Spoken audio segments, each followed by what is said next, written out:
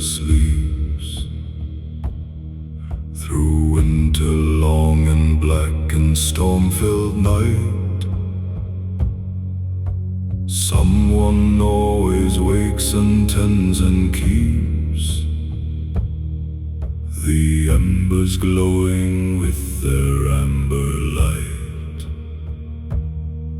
The longhouse breathes around its living core. The smoke curls upward through the turf above. The smell of burning pine and something more. The scent of home and safety and of love. The longhouse fire is where the Viking lives. It is the first and last of what life gives.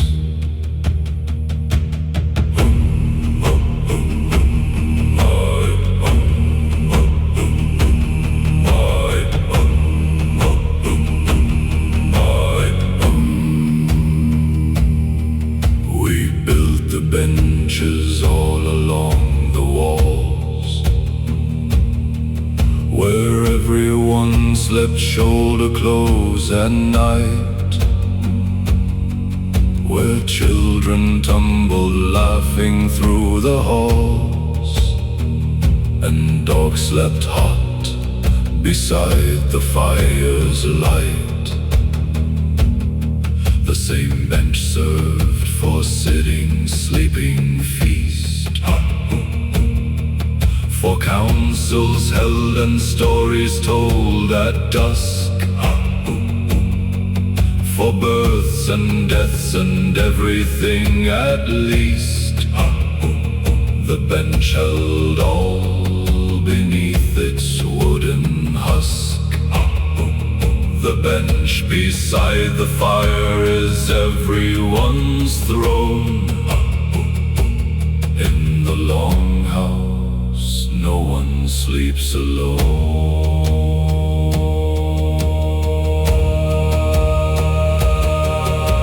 The women ran the longhouse with a hand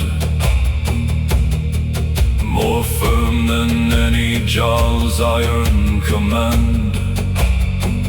They kept the keys, they knew where all things stand. They managed what no raiding ship had planned. The keys hung heavy from the mistress' belt,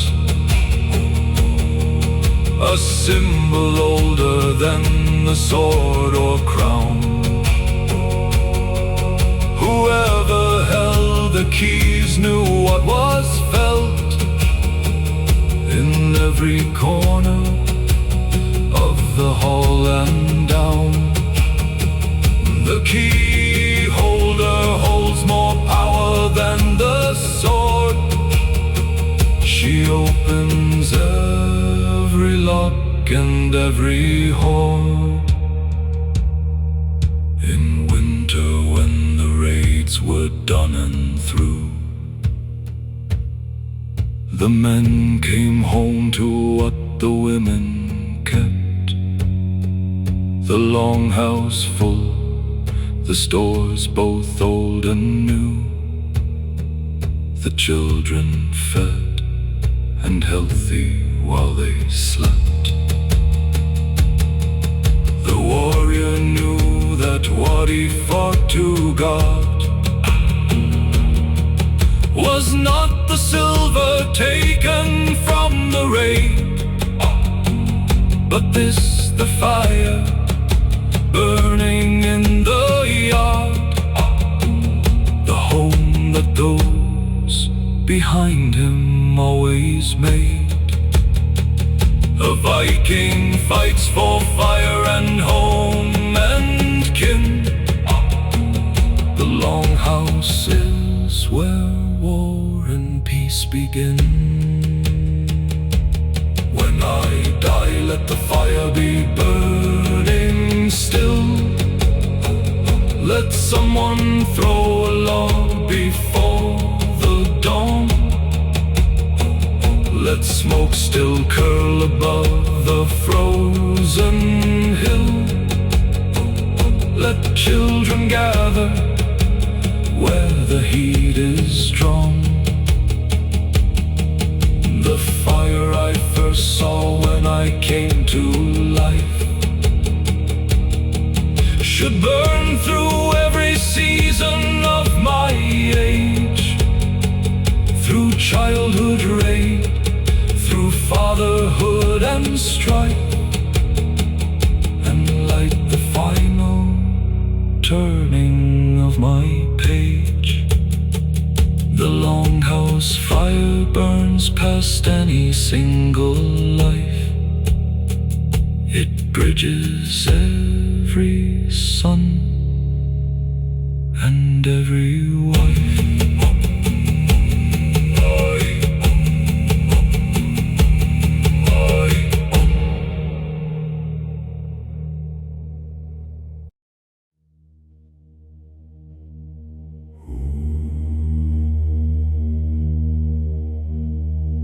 Not every voyage ends in blood and fire.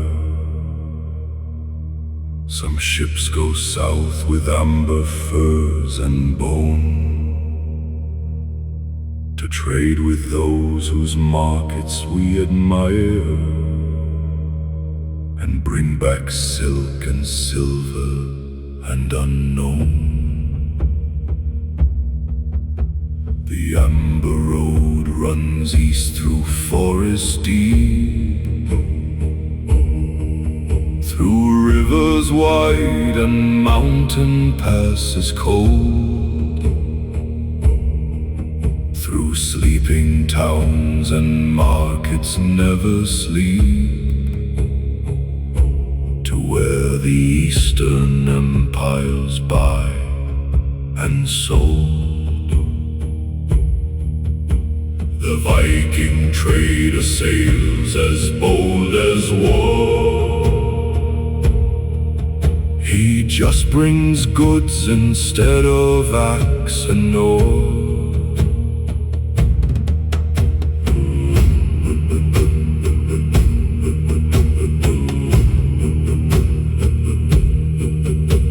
We met the eastern merchants at the bend, where two great rivers cross the grassy plain. They spread their carpets out from end to end, and showed us spices, jewels, and colored grain. We laid our amber out in rows of gold, our walrus ivory white as northern snow. They touched each piece and haggled, bought and sold, while neither side quite wanted the other to go. Trade is war, conducted without blades. Both sides go home enriched in different shades. The amber came from shores along our sea, the fossilized resin of a sunken wood. A million years of time pressed into free and golden drops that burn the way fire should. We dove the shallows when the storms had passed, and filled our sacks with gold the sea had made. Each piece a world preserved and held steadfast, a perfect insect caught in golden shade. Amber is the sunlight kept in stone, The ancient forest left us alone. In Miklagard, the great city shone with domes of gold. Above the marble streets, the emperor sat gleaming on his throne, and hired our swords for his palatial feats. We served as guards inside his golden door, the Varangian guard, elite and proud, and carved our runes on every marble floor, and sang our songs a little rough and loud. A Viking in the emperor's own hall still writes his runes upon the marble wall. We brought back more than silver, cloth and spice. We brought back words and stories and new ways. New games to play on winter nights with dice. New songs to add to our own northern praise. The world is wide and full of different fires. Each culture forged from its own iron and stone, and trade connects the separate world's desires. So none of us must face the dark alone. The amber road runs longer than the sword, and carries more than any rate's reward.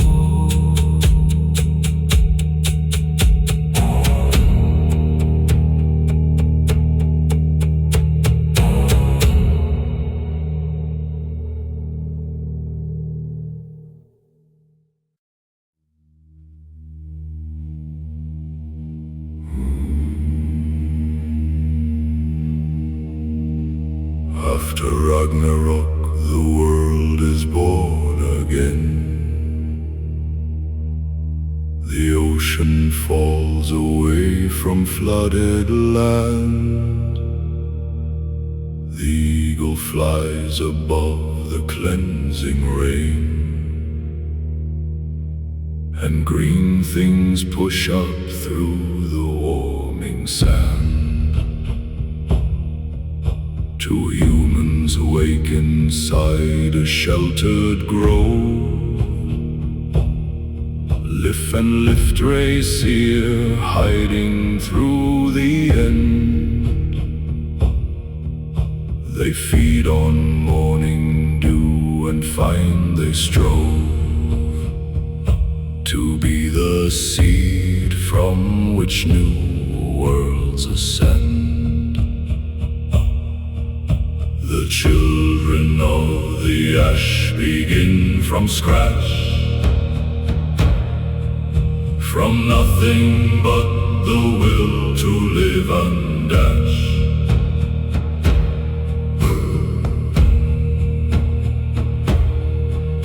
The gods that died return in softer forms.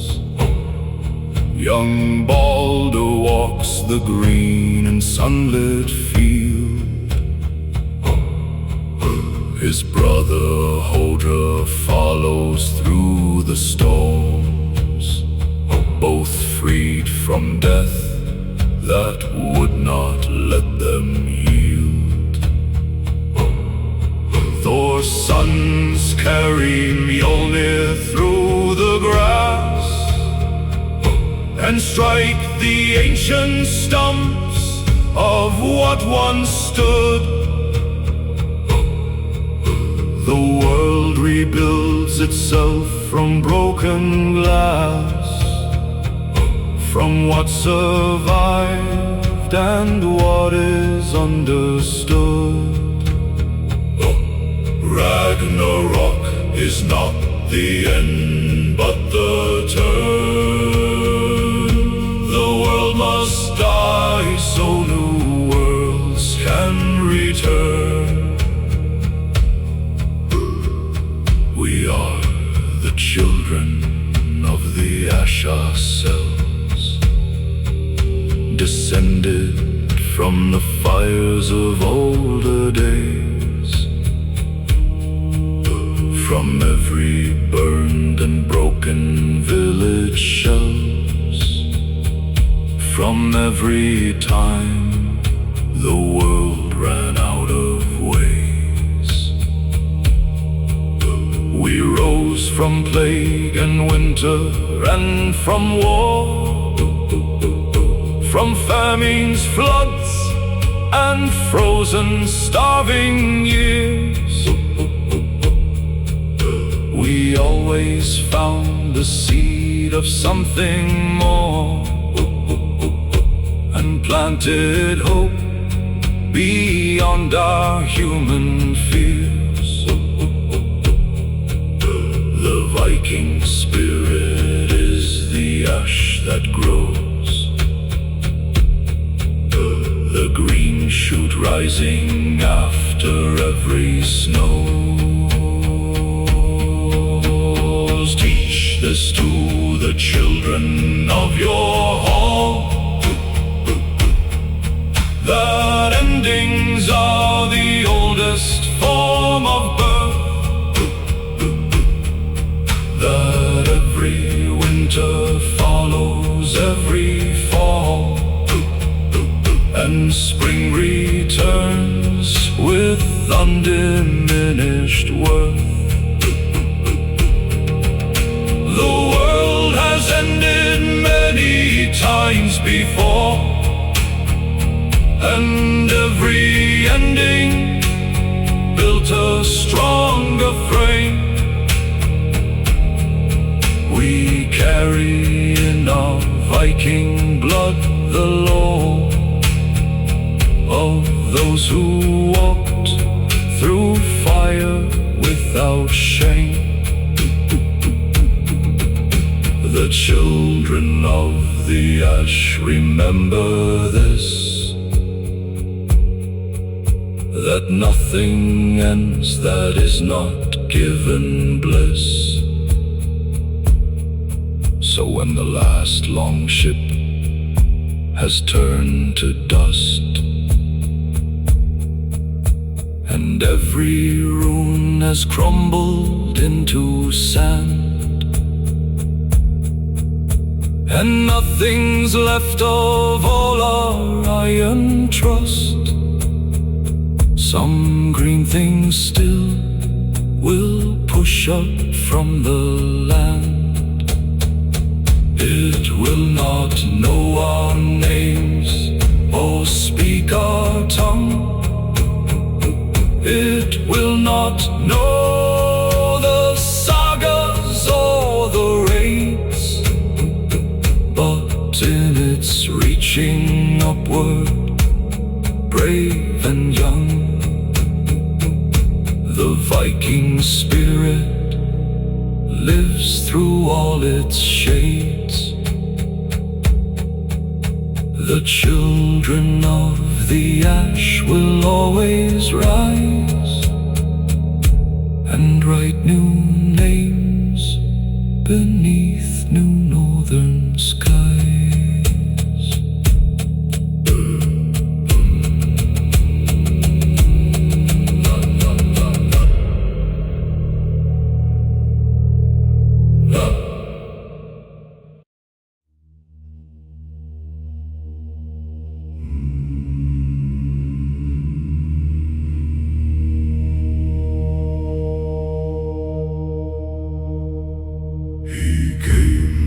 Asgard with a crooked grin, half giant blood and half a silver tongue. He talked his way through every god's thick skin and kept the halls of heaven always young. He cut the golden hair from Sif's bright head. He lost a wager and gave Thor a bride. He led the gods from bad to worse instead, and always left before he ran to hide. Loki is the fire that burns the plan, but fire also forges iron for man. Without the trickster, nothing new is born. Without the chaos, nothing old must break. The gods grew fat and comfortable and worn, and needed Loki to keep them awake. He stole and schemed and bargained with the dark. He made mistakes that cost the gods their price, but every scheme left somewhere a bright spark, a thread of something new and sharp and nice. The trickster is the engine of the world, the force that keeps the old ideas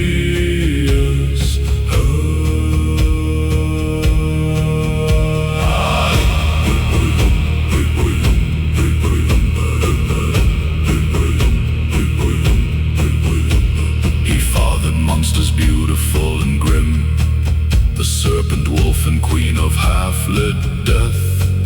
The gods tried burying each one of them, but couldn't silence Loki's children's breath.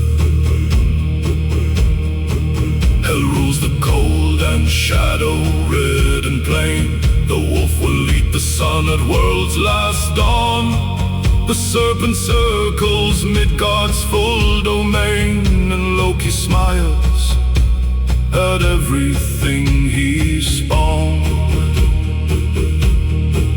A trickster's children shape the world's last day. They finish what their father set in play.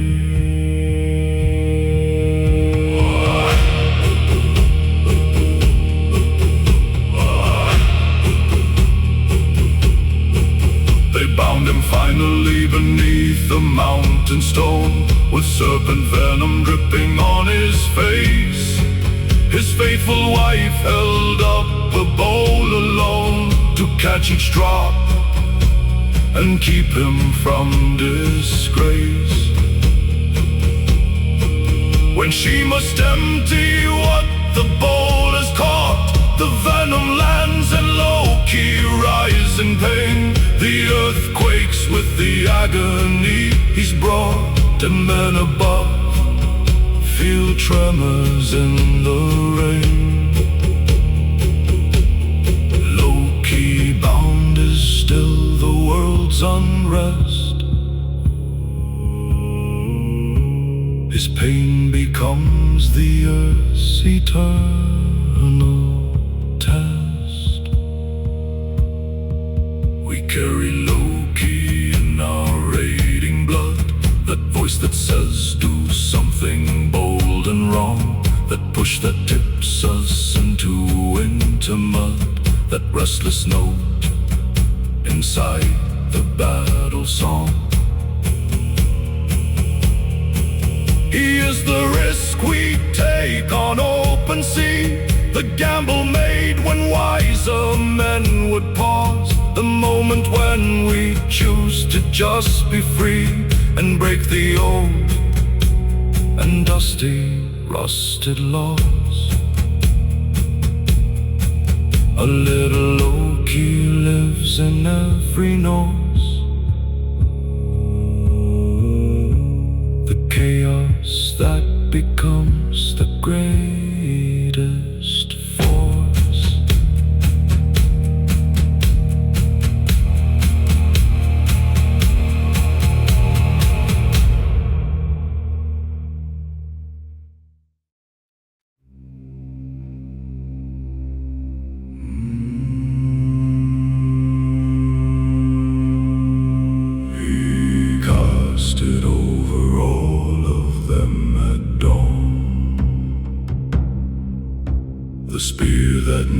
misses, never bends.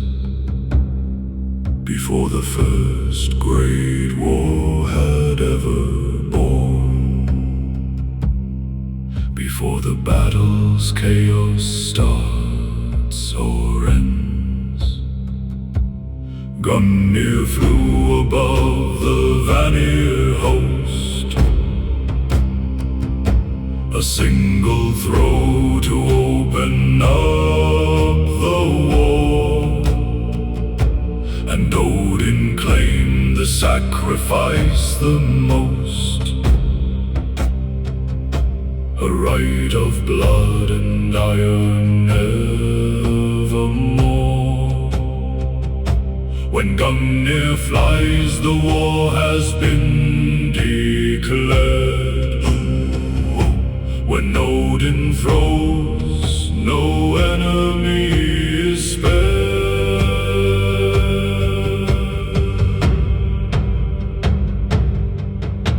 The dwarves who made it carved the runes along the ashwood shaft that held the iron head. Each symbol was a promise, true and strong, that what was thrown would find its mark instead. No shield deflects it, no prayer turns it white, no fog or darkness hides the target's face. It flies through every barrier and sight, and finds the thing it seeks in any place. Gungnir is the word that must be kept, the oath that cannot sleep once it has slept.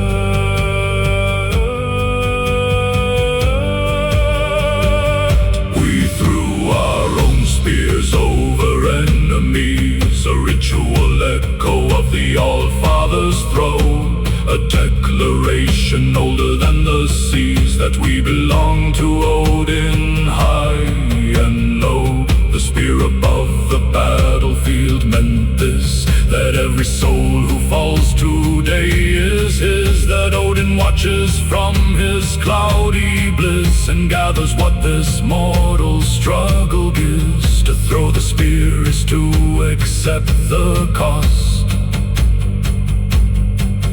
that some who fight today are already lost.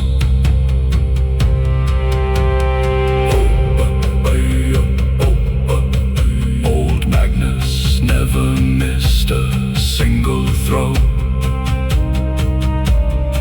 From 50 paces on a windless day, from 30 on a gale, he'd let one go and strike the mark before it flew away. He said the spear knows where it needs to land, that you just have to trust the iron's will. You aim the heart and open up the hand, and let the spear find what it wants to fill. The thrower trusts the spear as Odin does, and what must find its mark always, because when I am old and cannot lift a blade, when knees have grown too stiff for charging run, I'll still pick up a spear and not be afraid, and throw it once more toward the setting sun. Not at an enemy, not at a mark, but as a gesture to the God above, a declaration into the growing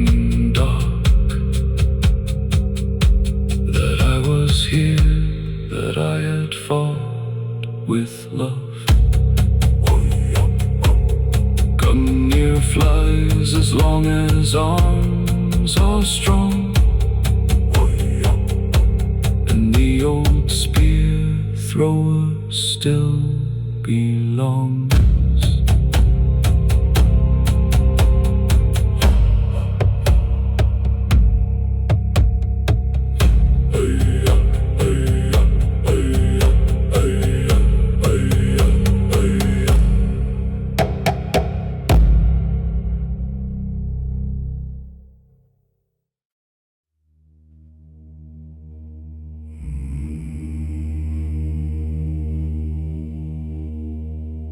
We mark the sky with iron wings outspread,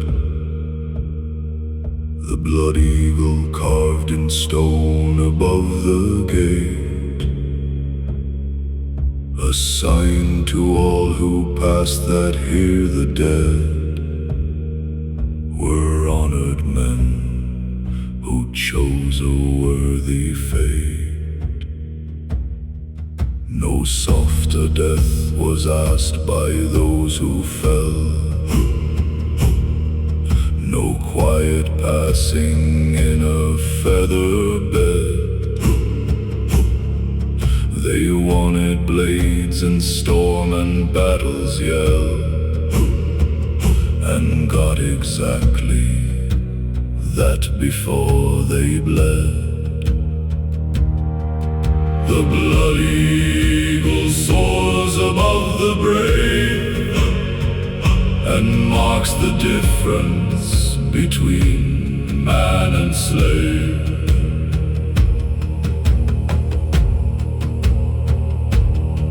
Young Bjorn was 16 when he met the field. Too young, the elder said, too green to go. But Bjorn had never once been known to yield, and put his name down in the raiding roll. He fought beside his father on the right. He held the flank when other men had run. He stood until the final breath of light, and earned a skald's full verse before he's done. Age is not the measure of the brave. The young who stand are worth the oldest name.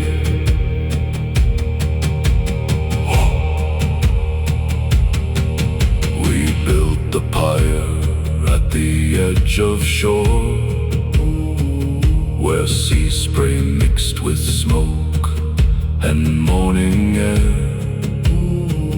We laid the fallen out in battle's lore, with sword and shield and raven in their hair. The flames rose high and cracked against the dawn. The sparks flew up like stars returning home. We stood in silence till the fire was gone, then raised our cups across the salted foam. Fire purifies what iron could not break, and sends the brave forward for glory's sake. The eagle watches from the mountain height, its yellow eye recording every deed. It circles slow between the dark and light, and carries names that warriors plant like seed. One day that seed will grow to something great, a saga longer than the winter night, a story told as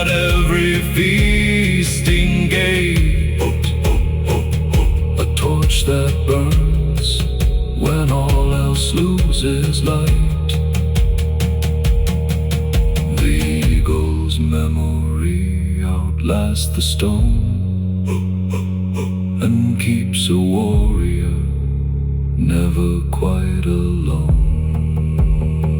So raise the blood eagle above your hall. Let every visitor who passes see that those who lived here answered honest call and chose their death as boldly as the free. We do not mourn the ones who fell in strife. We mourn the ones who never chose to rise. The blood eagle is the warrior's pride, a final claim beneath the northern skies. Let it spread its wings above your gate and tell the world you chose a warrior's fate.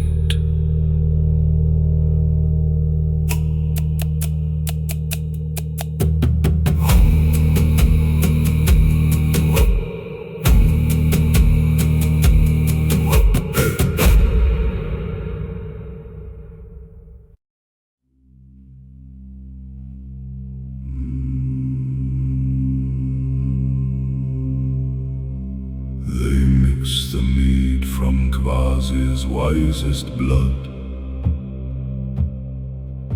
The man so wise no question stumped his tongue. The dwarves who killed him stirred the crimson flood with honey sweet and magic, old and young. Whoever drinks this mead becomes a skald, a poet filled with wisdom deep as wells, a voice that cannot be ignored or stalled, that breaks all chains and every silence fells. The mead of poetry is hard to find, but one sip opens up the deepest mind.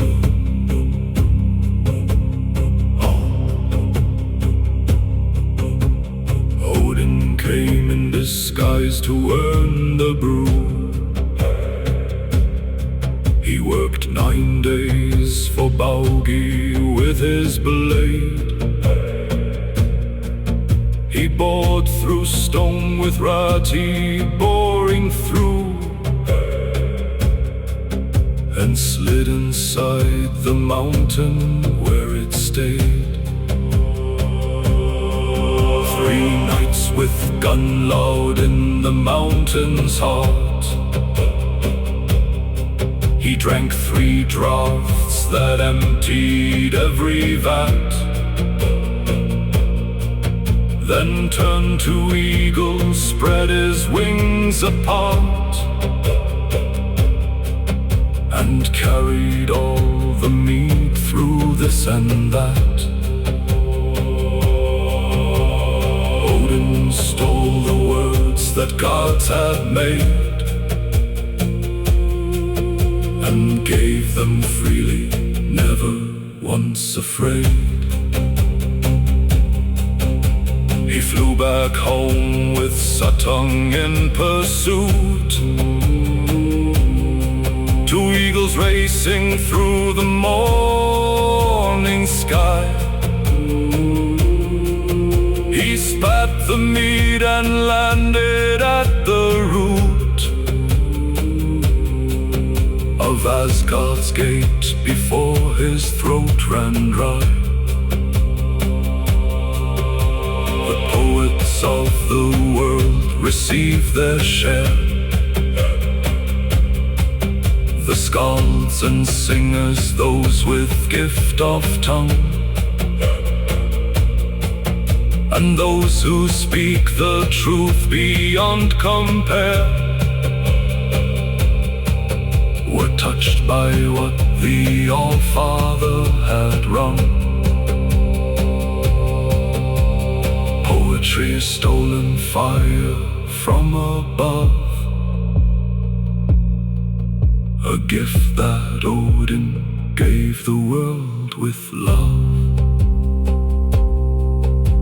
I felt the mead the first time words came right,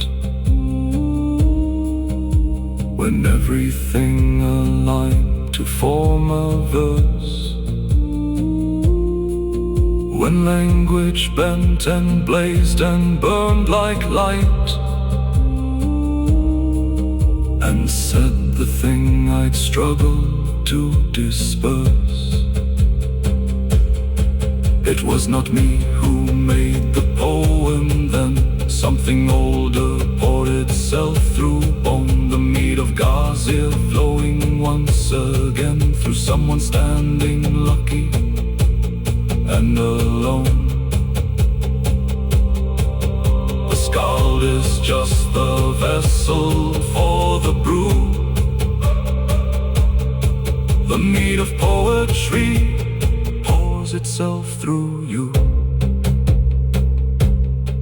So drink tonight not only mead of grain, but drink the deeper cup of honest word. Let every verse you sing fall without shame. Let every true thing spoken be well heard.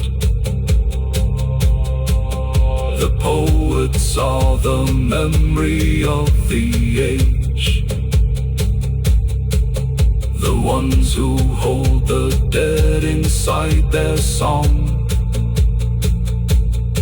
who turn the battlefield into a page, and make the brief and mortal last lifelong. Drink the mead of poetry and sing. Give death no silence, give the living spring.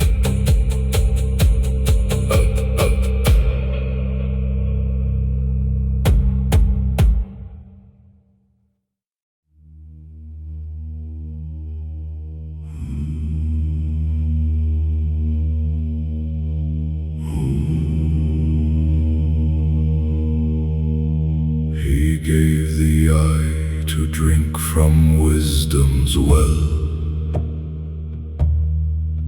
He paid the price that knowledge always asks. He plunged it deep into the cold and fell, and rose again to take on greater tasks. One eye looks out across the mortal world. One socket holds the darkness of the deep. In that dark hollow all of fate is furled. The things he knows he's sworn himself to keep. Odin sees with one eye more than most with two. The sacrifice of sight led deeper through.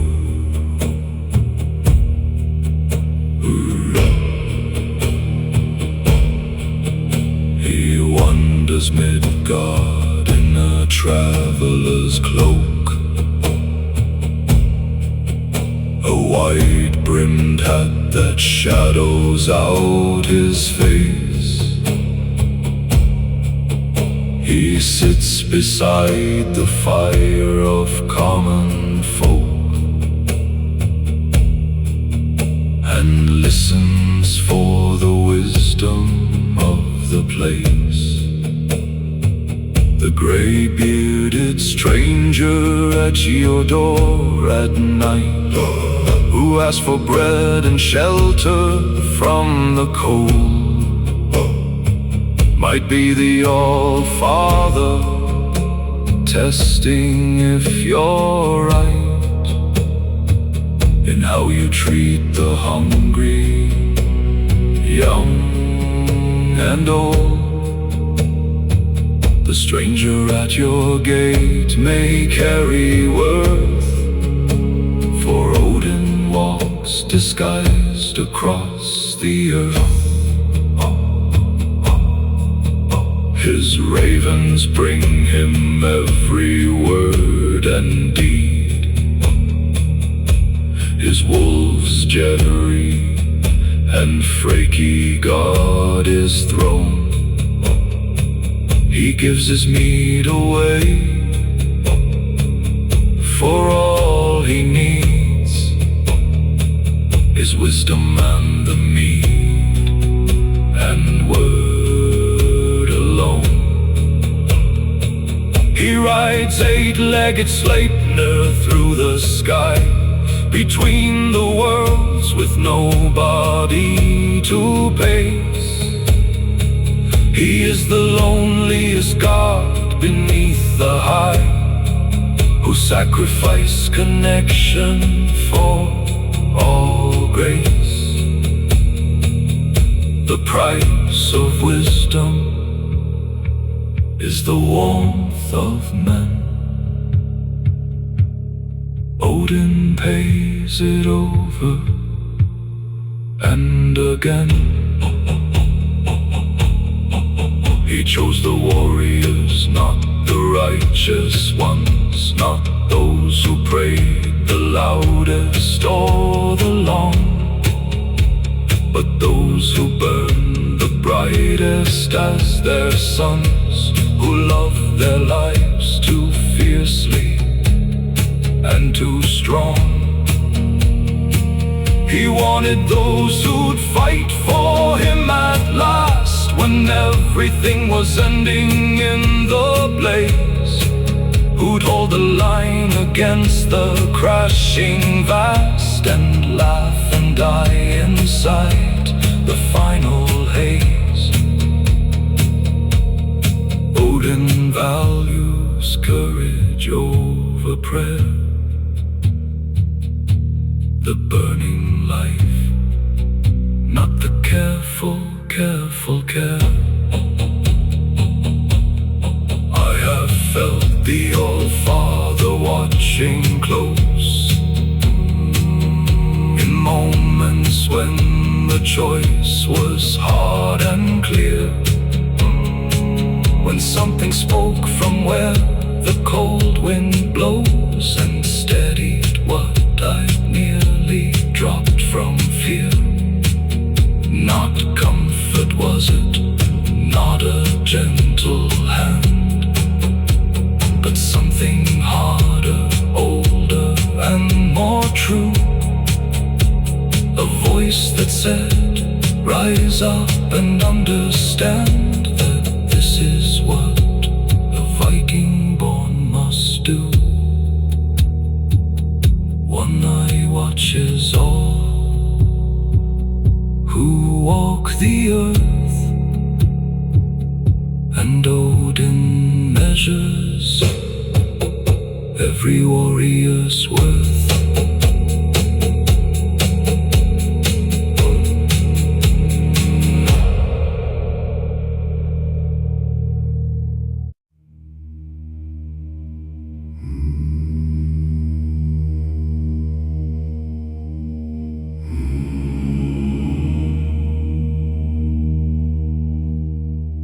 They drag the ship upon the grassy mound, the hull that bore him 40 years of sea.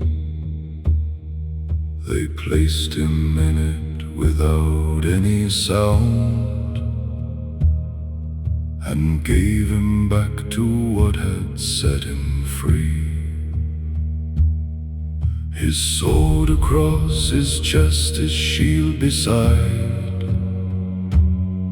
his best horse standing at the vessel's prow. His hunting dog laid faithful at his side, his drinking horn beneath his brow. The ship burial honors what a life has earned, the vessel for the final voyage turned.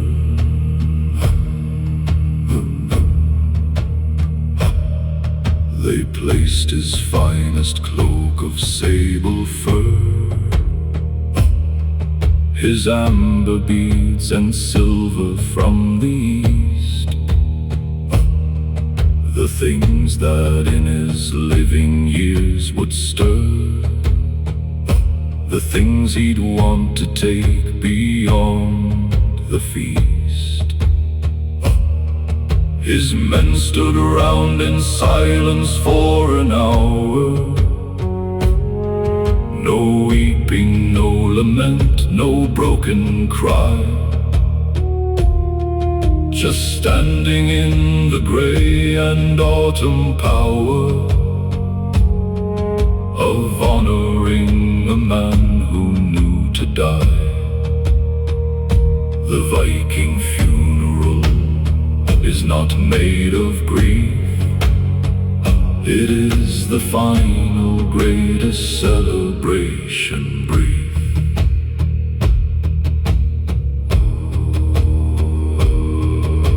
The torch was given to his eldest son,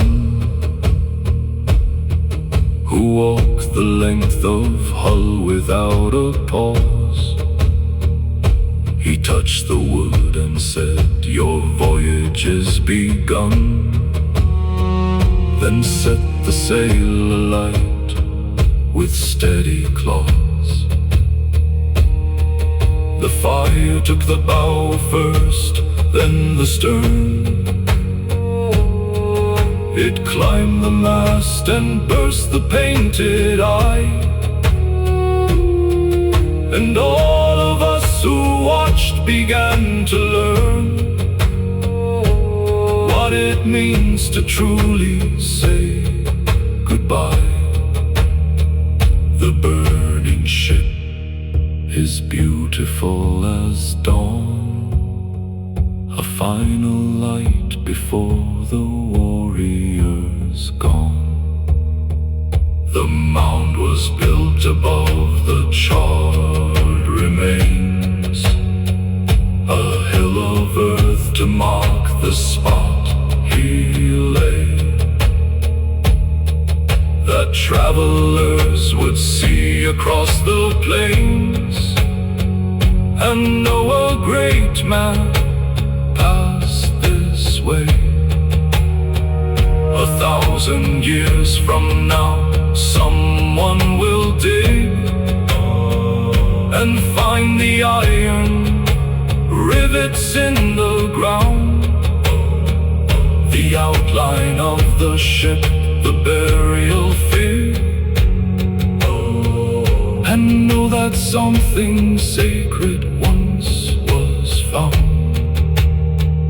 The ship burial outlasts the living age, its earth mark is the warrior's final page. I do not fear the ship they'll build for me, I only ask that those who light the flame will say my name aloud above the sea, and mean it when they speak the final claim, that he was here, that he was fierce and true, that he loved those who stood beside him long, that in his time he paid the iron due, and left the world a little more of song. The ship waits for us all at harbor's end, and fire is the message that we send.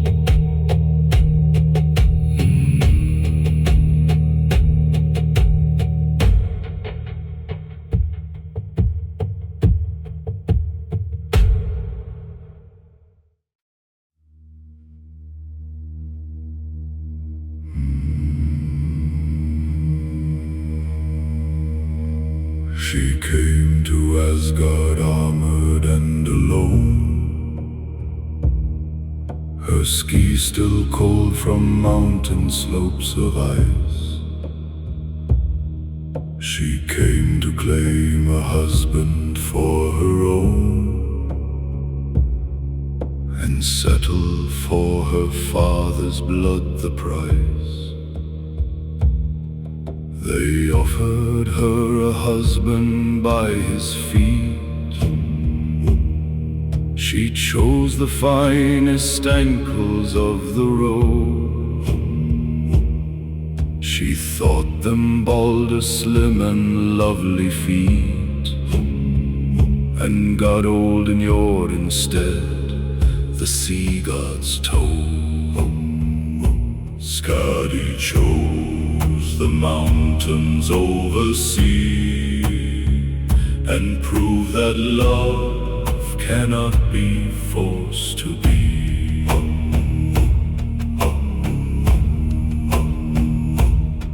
She skied the winter slopes in armor bright, her bow across her back, her quiver full. No prey escaped her eye in failing light, no track in snow too faint for her to pull. The elk fled when they heard her coming near, the fox lay still and prayed to go unseen. The bear stayed in his cave throughout the year, when Skadi walked the spaces white and clean. The goddess of the hunt knows every track, and nothing she has aimed at has come back.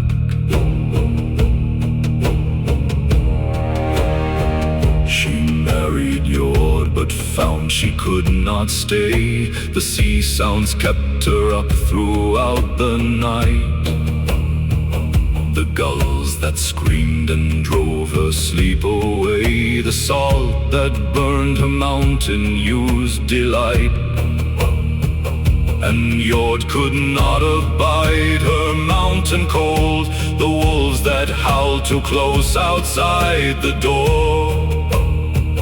The silence older than the world was old, the peaks that touched the clouds and nothing more. Some loves are true but cannot share a home, and both are better left to freely roam. She returned alone to her high domain, where only snow and stone and sky remained, where winter was the natural refrain, and silence was the gift the mountains trained. The hunters of the north all pray to her before they ski the passes in the cold. They ask for steady hands that will not blur, and eyes that see the track through dark and old. Skadi blesses those who seek the cold, The skiers, hunters, trackers, brave and bold. There is a kind of freedom in the white, the empty slope that stretches far and wide. The only sound, your breath in morning light, your own small shadow on the mountainside. Skadi found her peace where no one speaks, where the only law is gravity and snow, where every morning brings new pristine peaks and every evening a cold afterglow. The mountain goddess needs no god beside. The peak itself is company and guide.